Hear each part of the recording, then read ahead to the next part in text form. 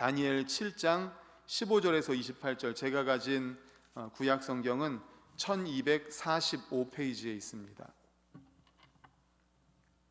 우리 7장 15절부터 끝까지 28절까지 다 같이 읽겠습니다.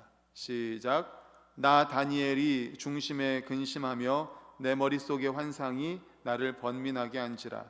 내가 그 곁에 모셔 선 자들 중 하나에게 나아가서 이 모든 일의 진상을 물으매 그가 내게 말하여 그 일의 해석을 알려주며 이르되 그 네 큰 짐승은 세상에 일어날 네 왕이라. 지극히 높으신 이의 성도들이 나라를 얻으리니 그 누림이 영원하고 영원하고 영원하리라. 이에 내가 넷째 짐승에 관하여 확실히 알고자 하였으니 곧 그것은 모든 짐승과 달라서 심히 무섭더라.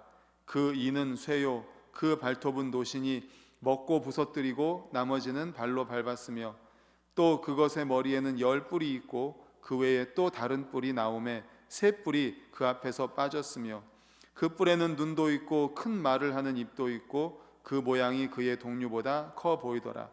내가 본즉 이 뿔이 성도들과 더불어 싸워 그들에게 이겼더니 옛적부터 항상 계신 이가 와서 지극히 높으신 이의 성도들을 위하여 원한을 풀어주셨고 때가 이름에 성도들이 나라를 얻었더라.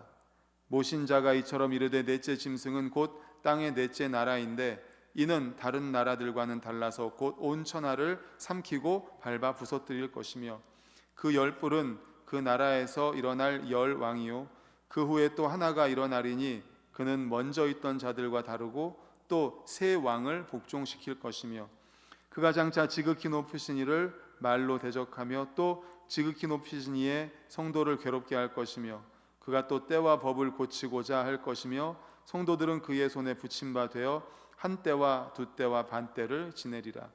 그러나 심판이 시작되면 그는 권세를 빼앗기고 완전히 멸망할 것이요 권세와 온 천하 나라들의 위세가 지극히 높으신 이의 거룩한 백성에게 붙인 바 되리니 그의 나라는 영원한 나라이라. 모든 권세 있는 자들이 다 그를 섬기며 복종하리라.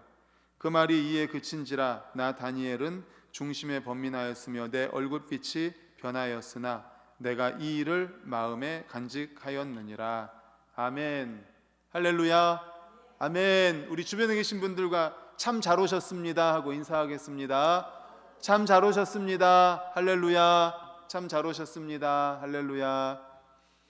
네, 오늘은 이 본문으로 환상 해석이라는 제목의 말씀으로 함께 은혜를 나누고자 합니다. 오늘 본문에 앞서서 7장 1절부터 이제 14절까지 보면 다니엘이 네 짐승에 대한 환상을 봅니다. 그 환상에 대한 해석이 오늘 본문 말씀이에요. 그래서 다니엘 7장은 바벨론의 벨사살 왕이 즉위했을 때에 하나님께서 다니엘에게 보여주신 환상입니다. 바벨론의 마지막 왕인 벨사살 왕이 즉위했을 당시는 바벨론이 매우 강성하여 신실한 하나님의 백성들이 고난을 당했던 시기였습니다. 바벨론과 같은 세상 나라가 영원히 계속될 것만 같은 암흑의 시대였습니다. 그때 다니엘이 보았던 환상은 너무도 기괴한 것이었습니다. 다니엘 자신도 그 의미를 파악하기가 불가능한 환상이었습니다. 다니엘은 이 환상을 보고 매우 괴로워했습니다. 우리 본문 15절을 화면 보고 읽겠습니다. 15절 시작. 나 다니엘이 중심에 근심하며 내 머릿속의 환상이 나를 번민하게 한지라. 아멘. 말씀드린 것처럼 1절부터 14절까지가 그 환상에 대한 이야기예요. 그 환상을 보고 나니까 다니엘이 15절에 중심에 근심하면서 그 환상이 나를 번민하게 했다. 그 환상 때문에 너무너무 괴로웠습니다. 그 환상의 내용이 무엇인가 보니까 바다에서 4마리의 큰 짐승이 나옵니다. 그 4마리에 대해서 이제 말씀을 드리려고 하는데 인터넷에서 좀 그래도 이 4마리를 사실 이 4마리가 성경에 있는 것을 누군가가 그린 거예요. 그러니까 정확하진 않지만 대부분 이렇게 나오더라고요. 첫 번째 짐승을 보여주십시오. 이렇게 요 다니엘 7장에 나오는 이 성경 말씀을 가지고 누군가가 그린 그림입니다. 첫 번째 짐승은 독수리의 날개를 가진 사자 모양이라고 했습니다. 그래서 그가 사람의 마음을 받았다라고 합니다. 그런데 제가 지난번에도 설교 때 말씀을 드렸는데, 이 네 짐승은 바벨론의 느부갓네살 왕이 큰 신상의 꿈을 꿨을 때 그 신상에서 머리는 금이고 또 가슴과 팔은 은이고 또 배와 넓적다리는 노시고 그 다음에 종아리와 발은 쇠고 또 쇠와 흙이 뭉쳐 있는데 거기에 어떤 돌이 부딪혀 가지고 이 신상이 무너지는 그런 그림, 그 환상에 대한 이야기를 2장에서 말씀을 드렸는데, 그것이 바로 나라에 대한 말씀이에요. 바벨론, 그리고 메데 바사, 그리고 나서 그리스, 헬라, 그 다음에 로마, 이런 네 어마어마한 나라들이 이어질 것이라는 그 환상이거든요. 그런데 그 똑같은 환상을 다니엘을 통해서도 보여주는 겁니다. 그러니까 독수리의 날개를 가진 이 사자는 바로 바벨론을 이야기하는 겁니다. 밑에 글씨 써놨죠, 바벨론이라고. 그리고 두 번째 환상, 그 다음 보여주세요. 이 환상은 새 갈빗대를 문 곰과 같은 짐승, 요 입에 갈빗대를 물었죠. 세 개의 갈빗대를 문 곰과 같은 짐승인데, 그에게 말하는 자가 많은 고기를 먹으라 라고 했습니다. 이게 바로 메데 바사입니다. 바벨론이 멸망하고 그 다음에 세워질 메데 바사인데, 이 바사가 바로 페르시아예요. 페르시아, 많이 들어보셨죠? 페르시아. 그 다음 세 번째 짐승을 보여주십시오. 굉장히 복잡합니다. 새의 날개를 4개를 가졌어요. 날개가 4개인데 그 모양은 또 표범이에요. 그런데 표범이 얼굴이 또 4개예요. 그리고 권세를 받았다고 합니다. 요거는 바로 헬라, 그리스입니다. 페르시아가 멸망하고 그 다음에 세워진 나라 그리스, 헬라를 말합니다. 그리고 마지막 네 번째, 이거는 뭐 달라요. 근데 제가 인터넷에 찾은 건 무슨 공룡처럼 생겼는데, 이 네 번째 짐승은 극히 강하고 무서우며 모든 것을 먹고 부수며 발로 밟아버리는 10뿔을 가진 짐승이다. 그래서 뿔이 10개가 있죠. 마지막 짐승은 그래서 죽임을 당하고 나머지 짐승들은 권세를 빼앗긴다라고 말을 하는데, 바로 이 마지막 짐승은 로마입니다. 그러니까 헬라, 그리스가 멸망하고 그 다음에 세워진 나라 로마를 말하는 거예요. 다니엘은 동시에 이렇게 4가지 환상을 본 다음에는 왕의 보좌에 옛적부터 항상 앉아 계신 이가 앉으셔서 흰옷을 입고 심판을 베푸시는 모습을 보았다라고 합니다. 이 4개 환상에 이어서 옛적부터 항상 계신 이가 앉으셔서 심판을 베푸는 모습을 봅니다. 그리고 인자 같은 이, 바로 인자 같은 이가 옛적부터 항상 계신 이에게 나와서 영광과 권세와 나라를 얻는 모습을 보았는데, 그 나라와 권세는 영원히 소멸되지 않는 것이다. 바로 예수 그리스도로 인해서 세워질 나라를 말하는 거죠. 옛적부터 항상 계시니 바로 하나님께서 인자 같으니 예수 그리스도에게 권세와 영광과 나라를 주는데, 그 나라는 영원히 소멸되지 않는 나라다.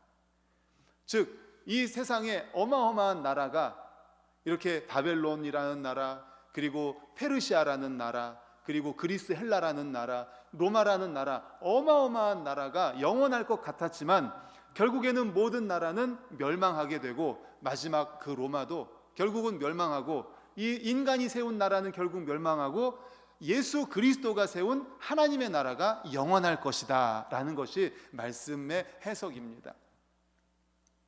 다니엘은 사실 이 환상을 깨달을 수가 없어서 그 해석을 물어보고 그래서 알게 됩니다.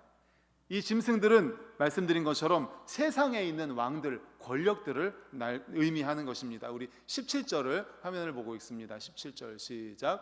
그 네 큰 짐승은 세상에 일어날 네 왕이라. 아멘. 네 왕, 아까 말씀드렸죠. 바벨론, 그리고 페르시아, 그리고 헬라, 그리스, 로마. 세상의 폭력과 거짓으로 힘을 누리고 과시하는 모습을 바로 짐승의 모습으로 나타낸 것입니다. 세상 나라들은 인간의 모습을 소유하고 있으며 많은 자들을 죽이고 약탈할 것이고, 세상을 다스리는 권세를 가지고 있으며 모든 것을 죽이고 부술 정도의 힘을 가지고 있습니다. 모든 사람들은 이 세상의 나라의 마음이 빼앗겨 있는 것입니다. 이 짐승들은 그리스도가 통치하지 않는 인간 세상의 모습을 잘 보여주고 있는 것입니다. 하나님이 없는 세상의 모습은 바로 이런 것입니다. 마지막 짐승은 특히 강하고 잔인하며 성도들과 더불어 싸우는 특징을 가지고 있다라고 설명을 하죠. 이어서 우리 25절을 보여주십시오. 같이 읽겠습니다. 시작. 그가 장차 지극히 높으신 이를 말로 대적하며 또 지극히 높으신 이의 성도를 괴롭게 할 것이며 그가 또 때와 법을 고치고자 할 것이며 성도들은 그의 손에 붙임바되어 한 때와 두 때와 반때를 지나리라. 아멘. 여기서 맨 끝에 보면 한 때와 두 때와 반때를 지내리라 이런 말씀이 있습니다. 이것은 교회와 성도가 짐승 곧 사탄의 세력에 의해 핍박당할 말세를 의미하는 것입니다. 요한계시록에도 보면 여자가 나옵니다. 여자는 교회를 상징합니다. 그리고 뱀 또는 용이 나오는데 이거는 사탄을 상징합니다. 교회를 상징하는 이 여자가 사탄을 상징하는 뱀 또는 용에게 핍박을 당하는 시기가 나오는데 바로 한때, 두때, 반때라고 이렇게 요한계시록에서도 설명을 하고 있습니다. 말세로 향해 가는 지금 이 시점에 세상의 나라는 더욱 활발히 활동 영역을 넓히며 성도들을 위협하고 있다는 것은 분명합니다.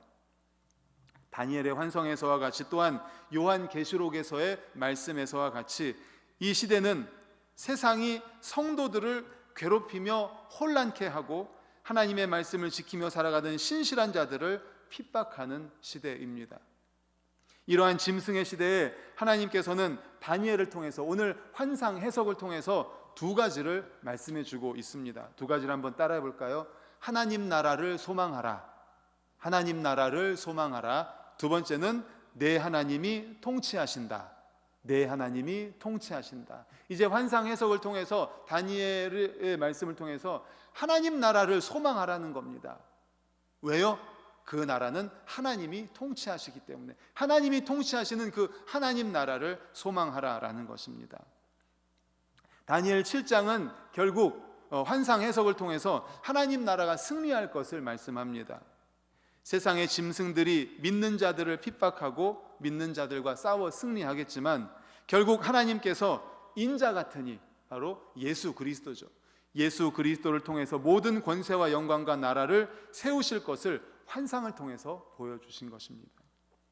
다니엘에게 보여주셨던 환상은 결론적으로 무엇을 말씀하는가? 바로 하나님 나라를 소망하라고 하는데 그 안에 또 세 가지를 함께 살펴보려고 합니다. 17절과 18절을 우리 화면 보고 읽겠습니다. 시작. 그 네 큰 짐승은 세상에 일어날 네 왕이라. 지극히 높으신 이의 성도들이 나라를 얻으리니 그 누림이 영원하고 영원하고 영원하리라. 할렐루야. 아멘. 지극히 높으신 이의 성도들이 나라를 얻는데 얼마나 확실하면 영원하고 영원하고 영원하리라고 세 번씩이나 강조합니다. 잠시 동안은 핍박이 있을 것입니다. 잠시 동안은 핍박이 있을 것이지만 결국 예수 그리스도를 통해서 예수 그리스도를 섬기며 하나님의 계명을 지키는 신실한 자들이 하나님의 나라를 누릴 것은 바로 영원하고 영원하고 영원하다. 할렐루야. 아멘. 바로 이 말씀을 통해서 주시는 첫 번째 메시지입니다. 우리가 누릴 하나님의 나라는 영원할 것이다. 두 나라가 있습니다. 하나는 우리가 육신을 입고 이 땅을 살아가는 세상 나라가 있고 또 다른 나라는 하나님께서 만드신 영원한 하나님의 나라입니다. 이 세상 나라가 아무리 강하고 사탄의 세력들이 성도들을 위협하고 핍박한다 할지라도 결국 하나님의 성도들만이 영원한 하나님 나라를 얻고 그 나라에서 영원한 권세를 누리게 될 것입니다. 세상을 바라보면 신실한 주의 성도들이 역사의 중심에서 밀려나는 것 같은 느낌이 들 때도 많이 있습니다. 세상 나라를 바라볼 때는 하나님의 말씀보다 세상의 힘에 복종하며 세상의 지배적인 논리를 따라가야 성공적인 인생을 살 것 같은 착각에 빠질 때가 많이 있습니다. 그러나 우리는 하나님의 나라를 소망해야 할 줄로 믿습니다. 우리 믿는 그리스도인들은 하나님의 나라를 소망해야 합니다. 하나님의 나라는 말씀을 따라 순종하며 살아가는 성도들에게 주어지는 것임을 믿어야 합니다. 이 세상 나라는 사탄의 힘과 논리에 의해서 지배를 당합니다. 세상 나라에서 당장 잘 될 것을 꿈꾸는 사람은 미래를 준비하지 못하는 사람이며 결국 이 세상에서 사탄의 노예가 되어서 죄악 가운데 죽어가는 것입니다. 그러나 우리 성도들은 하나님의 나라를 소망하며 그 나라에서 영원한 권세를 누릴 것을 소망해야 합니다. 그 소망 가운데 환난과 핍박도 이겨낼 수 있는 힘을 얻게 되는 것입니다. 할렐루야. 그래서 우리는 하나님의 나라를 소망을 해야 되는 거예요. 우리 그리스도인들은요, 하나님의 나라를 소망해야 됩니다. 하나님의 나라에서는요, 영원하고 영원히 그 하늘의 권세와 영광을 누리게 될 것이기 때문이죠. 두 번째로는 21절, 22절을 우리 같이 읽겠습니다. 시작. 내가 본즉 이 뿔이 성도들과 더불어 싸워 그들에게 이겼더니 옛적부터 항상 계신 이가 와서 지극히 높으신 이의 성도들을 위하여 원한을 풀어주셨고 때가 이름에 성도들이 나라를 얻었더라. 아멘. 성도들을 위하여 원한을 풀어주셨고 때가 이름에 어떻게 됐어요? 성도들이 나라를 얻었다. 결국 때로 세상의 힘이 성도들을 이기더라도 하나님이 도와주셔서 성도들을 보호해 주셔서 결국에는 승리하게 하실 거다라는 의미입니다. 성도들은 사탄의 힘과 권세 앞에 때로 패배할 수밖에 없는, 우리들은 연약한 존재들입니다. 그러나 하나님께서 성도들을 위해 싸우실 것이고 결국 승리하게 하실 것입니다. 하나님께서는 스스로 하나님을 대적하여 죄 가운데 살아가던 우리를 위해서 누구를 보내셨습니까? 예수 그리스도를 보내셨습니다. 죄 가운데서 사탄에게 휘둘려서 살아가던 그 삶에서 벗어나 성령을 따라 하나님의 선한 뜻을 이루는 승리의 삶을 가능하게 하신 것입니다. 바로 예수 그리스도로 인해서. 성도들은 하나님께 나아가면 승리의 삶을 살 수 있습니다. 누구든지 예수 그리스도 앞에 죄악을 고백하며 나아가면 승리를 거둘 수 있습니다. 성도들은 스스로의 약함에 좌절하고 쓰러질 필요가 그러므로 없습니다. 하나님께서 우리를 보호하고 도우실 것이기 때문인 줄로 믿습니다. 아멘. 다시 한번 우리 21, 22절 읽어볼까요? 시작. 내가 본즉 이 뿔이 성도들과 더불어 싸워 그들에게 이겼더니 옛적부터 항상 계신 이가 와서 지극히 높으신 이의 성도들을 위하여 원한을 풀어주셨고 때가 이름에 성도들이 나라를 얻었더라. 아멘. 얼마나 기쁘고 감격스러운 말씀입니까? 성도들을 위하여 원한을 풀어주셨습니다. 누가요? 바로 우리 구주 예수 그리스도. 때가 이름에 성도들이, 그래서 우리가 나라를 얻게 된다. 여기에 소망을 가져야 한다는 겁니다. 그리고 마지막 세 번째 악의 세력은 어떻게 될까요? 마지막 세 번째 악의 세력은 결국 멸망한다는 것입니다. 이어서 25절 26절을 읽겠습니다. 시작. 그가 장차 지극히 높으신 이를 말로 대적하며 또 지극히 높으신 이의 성도를 괴롭게 할 것이며 그가 또 때와 법을 고치고자 할 것이며 성도들은 그의 손에 붙임받아 한 때와 두 때와 반 때를 지내리라. 그러나 심판이 시작되면 그는 권세를 빼앗기고 완전히 멸망할 것이요. 할렐루야. 아멘. 심판이 시작되면, 심판이 있습니다. 결국 심판이 있습니다. 그때 어떻게 됩니까? 권세를 빼앗기고 악한 사탄은 완전히 멸망할 것입니다. 이 세상은 하나님의 심판이라는 종말을 향해서 나아갑니다. 지금 볼 때는 종말이 오지 않을 것처럼 보일지라도 결국에는 종말이 있습니다. 종말이 있고 우리는 모두가 다 하나님의 심판대 앞에 서게 되어 있습니다. 잠시 잠깐 거짓이 승리하고 악이 성공하는 것처럼 보입니다. 그러나 결국에는 이 세상의 모든 악은 하나님의 심판대 앞에 서게 될 것이고 심판을 받게 될 것입니다. 악인은 시편에 있는 말씀처럼 잠시 날아오르다가 불에 타버릴 겨와 같은 존재입니다. 이 세상에서 잠시 성공하는 악의 세력은 반드시 멸망할 수밖에 없습니다. 그래서 우리들은요, 성도들은 어디를 보아야 하는가 하면 끝을 보아야 됩니다. 끝. 성도들은 시냇가에 심은 나무와 같이 말씀을 먹고 성장하여 열매를 맺게 될 것입니다. 하나님의 나라를 소망하지 못하면 성도들은 결국 이 세상의 악을 따라갈 수밖에 없습니다. 다시 한번 강조하지만 하나님의 나라를 소망하시기를 간절히 축원합니다. 아멘. 오늘 다니엘서 7장을 말씀을 통해서 우리에게 주시는 첫 번째 메시지가 바로 하나님 나라를 소망하라. 하나님 나라를 소망하라. 결국 악한 세력은 지금은 흥하는 것 같지만 심판대 앞에 서면 멸망하게 될 것이다. 우리의 나라는 하나님께서 예수 그리스도를 통해서 우리에게 세워줄 나라는 영원하고 영원하고 영원할 것이다. 그러므로 그 영원한 하늘나라를 바라보면서 이 땅을 소망을 가지고 살아가라라는 것입니다. 한번 다시 따라해 볼까요? 하나님 나라를 소망하라. 하나님 나라를 소망하라. 두 번째 뭐였어요? 내 하나님이 통치하신다. 시작. 내 하나님이 통치하신다. 이 다니엘서 7장을 통해서 두 가지 말씀하신다고 했죠. 하나님 나라를 소망하라. 하나님이 통치하신다는 겁니다. 이사야서에 보면 하나님의 나라를 소망하며 승리를 선포하는 복음이 제시되어 있습니다. 이사야 52장 7절을 우리 화면 보고 읽겠습니다. 시작. 좋은 소식을 전하며 평화를 공포하며 복된 좋은 소식을 가져오며 구원을 공포하며 시온을 향하여 이르기를 내 하나님이 통치하신다 하는 자의 산을 넘는 발이 어찌 그리 아름다운가. 아멘. 네 번째 줄에 보면 내 하나님이 통치하신다 이렇게 말씀하시죠. 내 하나님이 통치하신다. 이걸 바로 복음입니다. 복음은 바로 하나님 나라에 대한 선포입니다. 하나님이 통치하시는 나라, 바로 하나님 나라죠. 예수님께서 공생애를 시작하시면서 뭐라고 하셨어요? 회개하라, 천국이 가까웠다. 회개하라, 천국이 가까웠다. 또 다른 곳에서는 회개하라, 하나님 나라가 가까웠다 라고 말합니다. 하나님 나라. 결국 복음은 무엇입니까? 자신의 죄악에서 돌이키는 회개를 통해서 하나님 나라에 들어갈 준비를 촉구하는 선포입니다.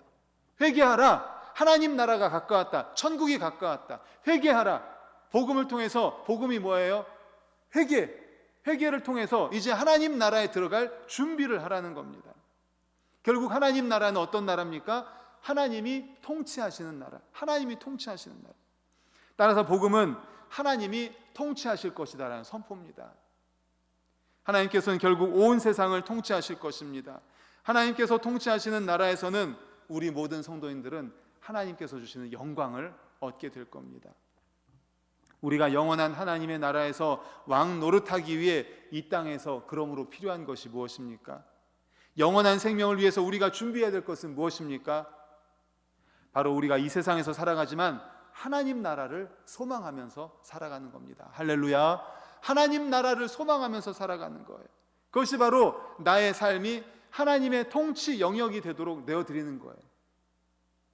하나님 나라에서 하나님께서 통치하시는 그 나라에서 우리가 살기 위한 준비는 바로 이 땅에서 살아가면서 이 땅에서 이미 하나님이 통치하시는 우리의 삶을 하나님의 통치권 아래 내어드리는 겁니다. 그것이 바로 성공적인 인생을 살아가는 길입니다. 하나님의 나라를 사모하면서 하나님의 나라를 소망하면서 우리의 삶을 하나님의 통치 안에 내어드리는 것. 이것은 진정한 회개로부터 출발하죠. 뭐라고 말씀입니까? 회개하라, 천국이 가까웠다. 그러므로 우리는 회개를 통해서 그 시작을 하고 그리고 하나님 나라를 소망하면서 지금 이 땅을 살아가면서 하나님의 통치권 아래 우리를 내어드리는 거죠. 우리 자신이 진정한 회개를 통해서 우리의 삶을 돌이킬 때 성령의 인도하심을 통해 순종하는 삶으로 변화되어 가는 것을 그러면 경험하게 될 것입니다. 그렇게 우리의 삶이 변화될 때 우리가 섬기는 이 땅은 하나님의 말씀이 통치하는 곳으로 아름답게 변화될 줄로 믿습니다. 아멘. 그렇게 하나님의 뜻이 이 땅에 이루어지도록 하는 것이 바로 우리의 사명이고요. 그러므로 사랑하는 성도 여러분, 언제나 하나님의 나라를 소망하시기를 간절히 바랍니다. 오늘 말씀을 통해서 꼭 기억하십시오. 첫 번째가 뭐라고요? 하나님 나라를 소망하라. 하나님 나라를 소망하라. 그 하나님 나라는 어떤 나라예요? 하나님이 통치하시는 나라입니다. 그 하나님이 통치하시는 나라에 우리가 들어가기 위해서 이 땅에서의 삶을 살아갈 때에 하나님의 통치권 아래 우리를 내어드리는 겁니다. 먼저 회개하고 하나님 나라를 소망하면서 하나님 나라에서 살아가기 위한 준비로 이 땅에서 하나님의 통치권 아래 우리를 내어드리는 것. 그것이 바로 성공적인 인생을 사는 삶이라는 사실을 기억하시기를 간절히 축원합니다. 아멘. 이 시간 우리 합심하여 찬양하고 통성기도 하도록 하겠습니다.